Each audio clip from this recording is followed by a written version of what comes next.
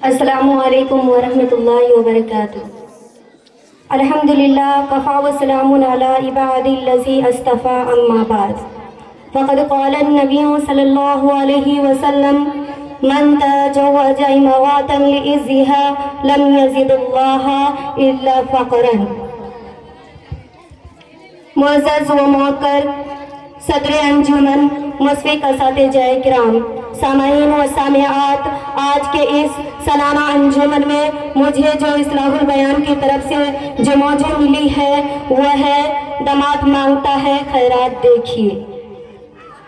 سخن ہمارے معاشرے کا وہ ناسور ہے جس نے زندگی کی بنیاد کو ہلا کر رکھ دیا، سینکڑوں ہزاروں گھروں کو تباہ و برباد کر دیا ہے اور کتنے ہی جذباتوں کو مسل کر رکھ دیا ہے۔ یہ وہ بیماری ہے جسے آپ جہیز کے نام سے یاد کرتے ہیں۔ میں نے آپ کے سامنے ایک حدیث شریف پڑھی ہے، اس میں حضور اکرم صلی اللہ علیہ وسلم کا ارشاد ہے کہ جو شخص عزت حاصل کرنے کے لیے شادی کرے گا تو اللہ رب العالمین ایسے شخص کو ذلت کے سوا کچھ نہ دیں گے، اور جو شخص مال کی لالچ میں شادی کرے گا تو اس کو فقر و فاقہ اور تنگدستی کے علاوہ کچھ نصیب نہ ہوگا۔ اسلام کے پاسبانوں، آج ہندوستان کے اندر اور خاص طور سے ہمارے معاشرے میں جہیز ایک ایسا ناسور بن گیا ہے جو امٹی ہتھیار سے زیادہ خطرناک اور مہلک ثابت ہوتا جا رہا ہے۔ اس منحوس جہیز کی بنیاد پر ہندوستانی معاشرے میں روزمرہ خبرات کی رونق زار بن کر یہ سرخیاں چھپتی ہے کہ فلاں شوہر نے سسرال والوں سے موٹر نہ ملنے پر اپنی نئی نویلی دلہن کو جلا دیا، تو فلاں شخص نے مزید جہیز کا مطالبہ پورا نہ کرنے پر بیوی کو موت کے گھاٹ اتار دیا۔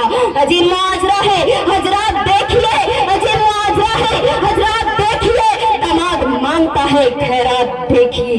اخبارات کی یہ سرخیاں ابھی غیر قوم کے بارے میں ہی نظر آتی تھی، مگر افسوس صد افسوس کہ رفتہ رفتہ ہمارے اسلامی شریعت میں بھی یہ وبا پھیل چکی ہے۔ اخبارات کے اندر جہیز کے لیے بڑھ چڑھنے والی کئی فاطمہ، کئی راسیہ، کئی شبنہ و فرزانہ اپنے اسلامی شریعت کے نام لیواؤں سے یہ کہہ رہی ہے کاش ہمارے اسلامی شریعت کتابوں میں روزے کے بجائے عمل میں آ جاتی۔ پیارے دوستوں اور اسلام کے نوجوانوں، اور اللہ رب العالمین کی جانب سے عطا کردہ وہ حسین تحفہ ہے جس نے انسانی زندگی کو رونائی بخشی ہے۔ اسی عورت کے دم سے نظاروں میں خوبصورتی پیدا ہوتی ہے، اسی معصوم کلی نے حضرت آدم علیہ السلام کے زندگی سے خوف و دہشت کو دور کیا، مگر ان تمام باتوں کے باوجود ظلم و ستم کا تاریخ شاہد ہے کہ اس دور فانی میں جتنے مظالم برپا ہوئے ہیں ان میں سے زیادہ تر صنفے نازک پر ہی کیے گئے۔ کبھی حضرت مریم علیہ السلام کو دنیا والوں نے معطل کر کے جنت کی خاک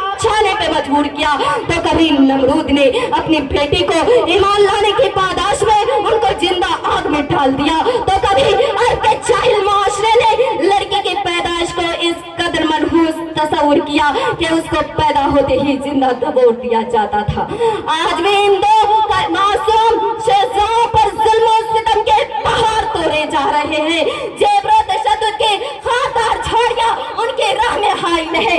آج بھی ان معصوم، آج بھی ان عورتوں کے ارمانوں کا خون کیا جا رہا ہے۔ غریب گھرانوں کی بچیوں پر خدا کی زمین اپنی وسعت اور کشادگی کے باوجود تنگ ہو رہی ہے۔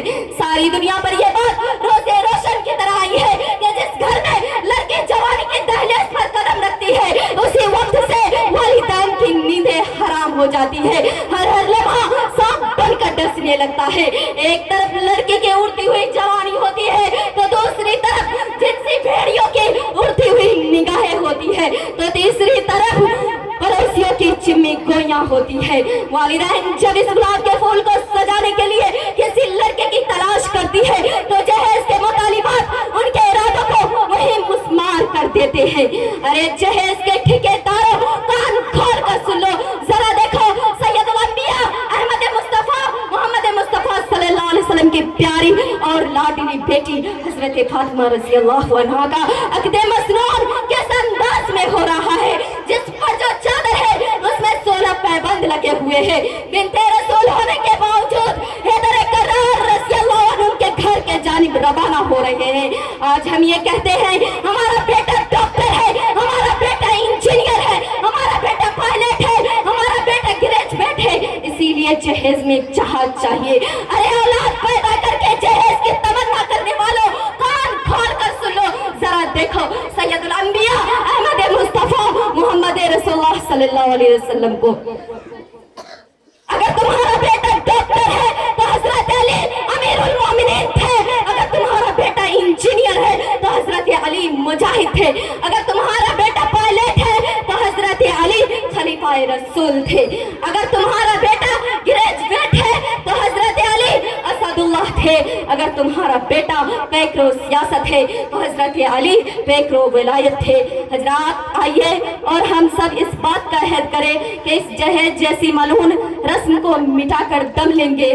یہ سنگ گرا جو حائل ہے رستے سے ہٹا کر دم لیں گے. ہم پھول بھی ہے تلوار بھی ہے, باطل کو مٹا کر دم لیں گے. وآخر دعوانا ان الحمدللہ رب العالمین. والسلام علیکم ورحمۃ اللہ وبرکاتہ. ماشاءاللہ ماشاءاللہ, بہت خوب.